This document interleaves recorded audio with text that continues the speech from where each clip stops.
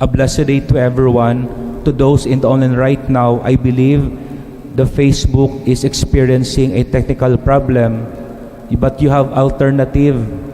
The first alternative is to go to YouTube, or later we will record the Mass and post this Mass in the Facebook. So once again, welcome to Diocesan Shrine of Jesus the Divine Word. We are inside Christ the King Seminary. I am Father Ronald Ray, S. Martinez, SVD, Vice Rector of the Shrine. Ang ating pong pag-uusapan sa pagninili na ito is the God is the God of the living, not of the dead. There is resurrection. That is the point of Jesus. There is resurrection. Ang salita po palang resurrection ay hango sa Latin na resurrectio, meaning to rise again, to rise.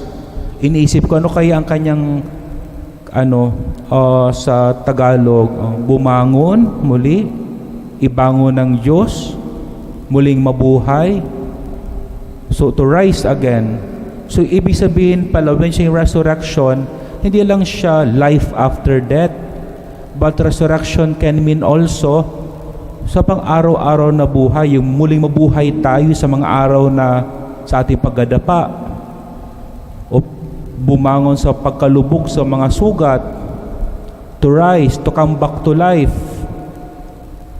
even after physical death, to be lifted up by God in all ways. Kasi alam nyo naman, after all, that's the purpose of Jesus for coming into this world, to bring salvation, to save you, to offer our life, resurrection. But ang conflict po ng gospel ngayon is, some people do not believe in resurrection.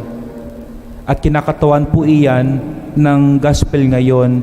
Meron pong yung group of Sadducees do not believe in resurrection. Ayon sa gospel, they deny resurrection, especially resurrection from death. They don't believe in life after death. But paano sila sinagot ni Jesus? How Jesus responded to them? With this simple answer, may resurrection because this God whom we are worshiping is the God of the living, not God of the dead. Sana po maliwanag ito sa ating lahat. God is alive. Before He is good, He is first alive. Ayon po kay St. Thomas Aquinas,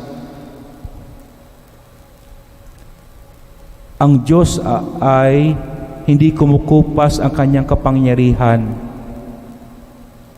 sapagkat His nature is eternally activated. He is always absolutely alive. There is no limitation for God. Unlike po tayong tao, limitado, may hangganan. Yesterday, we were active. Maybe some today, we will feel we are drained, down. That's why sabi ni St. Thomas Aquinas, tayong mga tao depend on God's activation. From the very start, ginawa niya tayo. He first activated us when He gave us life. Nabigyan tayo ng buhay. At patuloy niya tayong ini-inspire, minomotivate, at binibigyan ng tinatawag na disposition. In short, as you are listening to me, be it clear, God can lift you up from your situation. God can save you. He can love you and will love you unconditionally because He's the God of the living. That's the consequence of it. So be embraced, be touched by God's presence. His presence is life-giving. The presence of God gives salvation. It's because God is the God of life. At hindi lang po natatapos doon. God even knows you personally. Kilala ka niya personally. Kilala ka niya because from the very start, He chose you personally among many. Kahit marami tayong tao sa lupang ibabaw, He knows you, He chose you, and He cares for you personally. That's the consequence for God being alive. Salamat sa Diyos at buhay siya. Other than that, being God as alive, meaning He can move things around. He can move things around inside us, meaning He can change our perspective, the condition of our life. He can even know our secret desires and sins.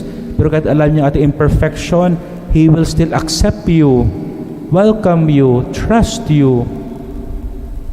The fact that you are here on earth, and the fifth consequence of God being alive is He can listen to you. He listens.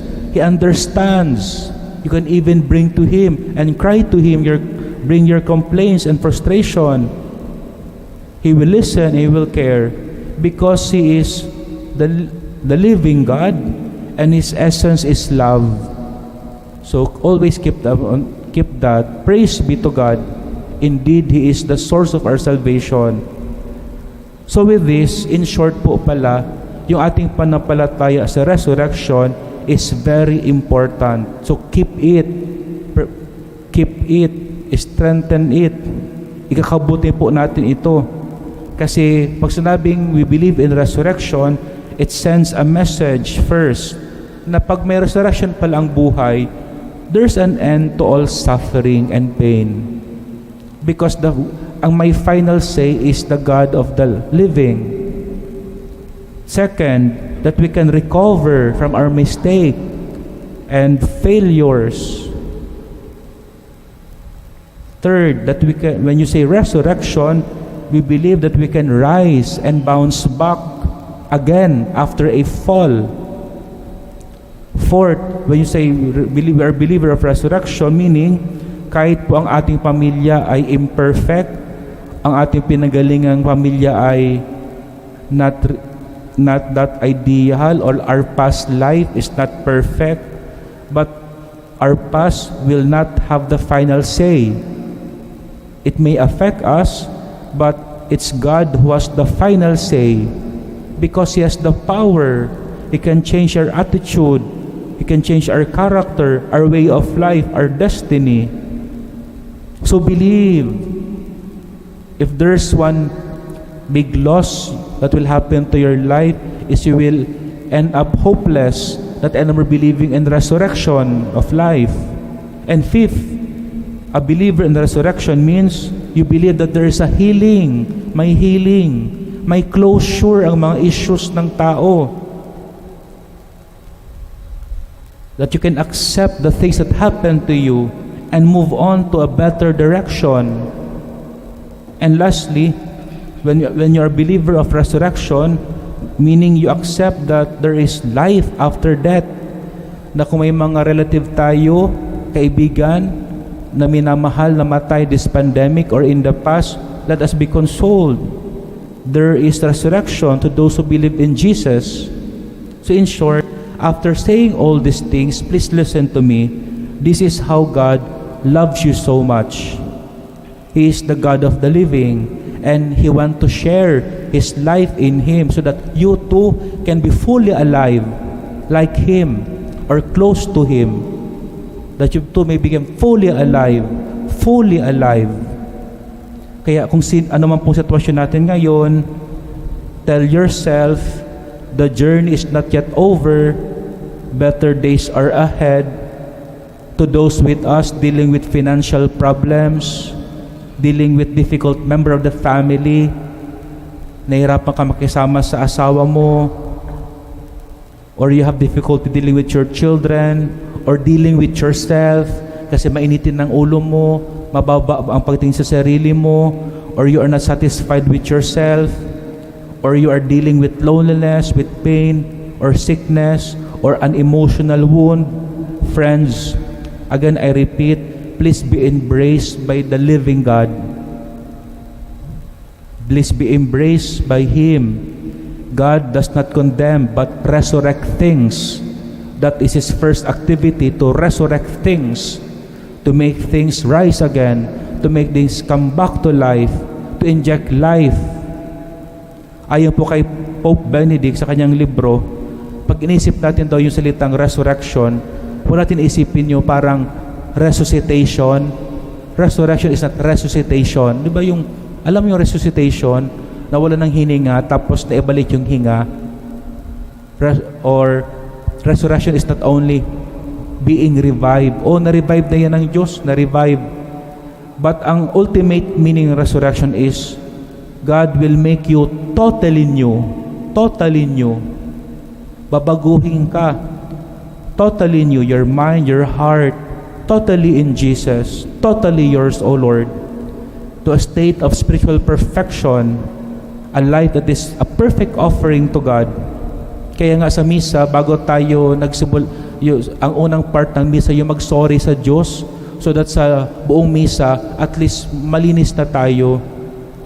So friends, but for now, mangyayari yun sa second coming of Jesus. But for now, ang magagawa natin, prepare and long for that. Always remember, keep this in mind in closing.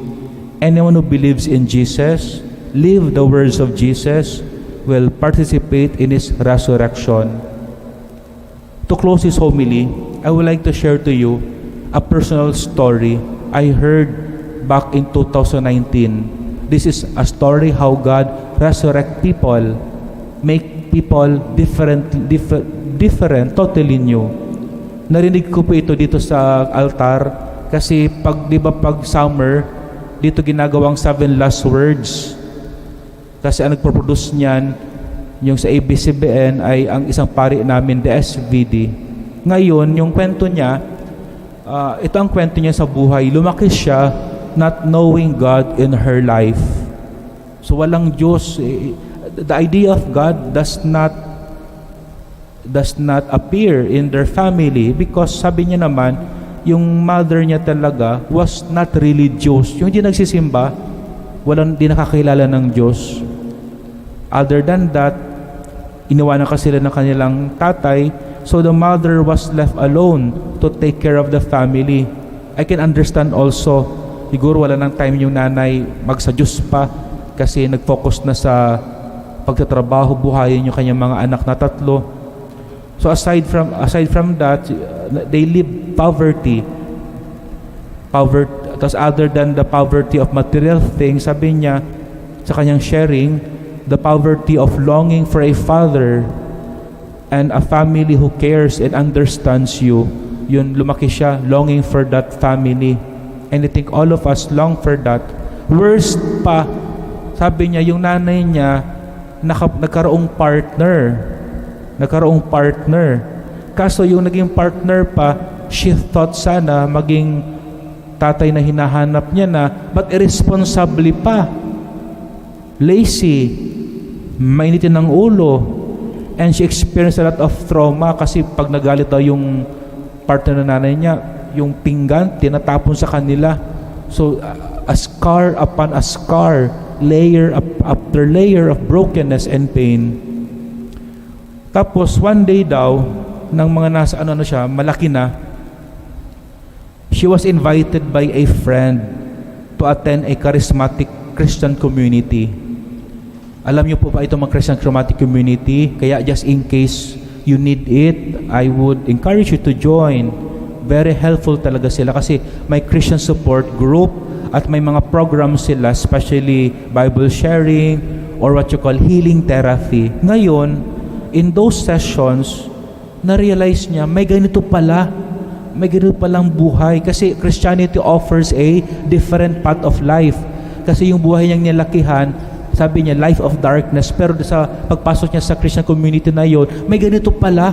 Bakit wala ito ng bata kami? Na may Diyos pala, may ganito. So sabi niya, kung nang bata sana kami, yung bahay namin ay naliwanagan ng Diyos, yung nanay ko naliwanagan ng Diyos, kanya may nagagawa. Sabi niya, my childhood sana could have been different. Iba sana yung tinakbo ng buhay niya. So in short, yung kanyang story is a witness to the power of God, to the living power of Jesus. And out of love, He shares His life to us so that all of us can be fully alive, to be healed in His name, to be resurrected, not only when our life ends on earth, but now that we be resurrected. So be afflicted, be healed in Jesus' name, be embraced by His love, because His love is all life-giving. So God bless everyone. And don't also forget to share this life as given to us to others as well.